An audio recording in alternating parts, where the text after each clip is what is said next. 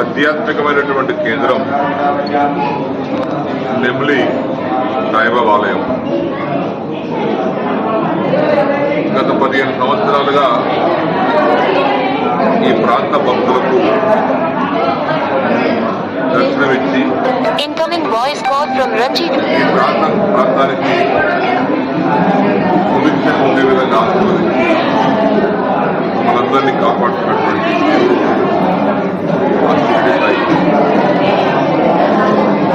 ఈ షిరిడి సాయి ప్రాంగణంలోనే ఆలయంలోనే మరొక విశిష్టాలయం శివాలయం కూడా నెలకొల్పడం జరిగింది.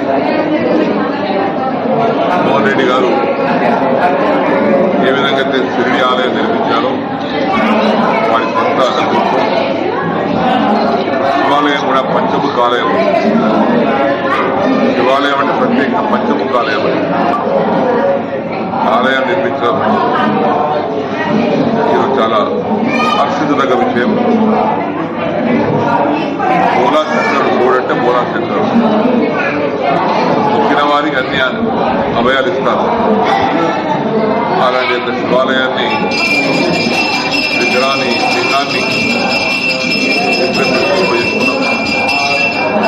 ఈ సందర్భంలో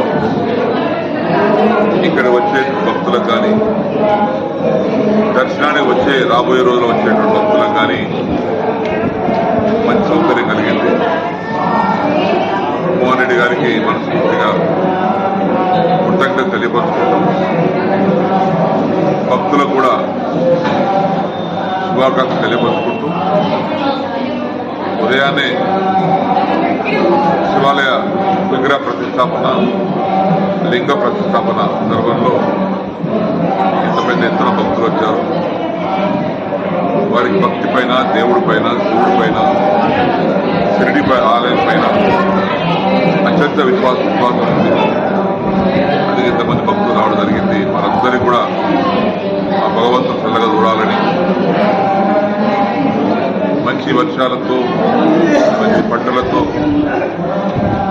ఆ ప్రాంతమంతా రాష్ట్రమంతా చూడాలని, ఇలాంటి దర్శనస్థానం లేకుండా మమ్మల్ని కాపాడాలని, మా ప్రాంతానికి మా కుటుంబాలందరికీ ఆశీర్వదించి సుఖ సంతోషాలు ప్రసాదించాలని ఆ భగవంతుని వేడుకుంటున్నాం. ఈరోజు V1 ద్వారా ఆ V1 యాజమాన్యానికి,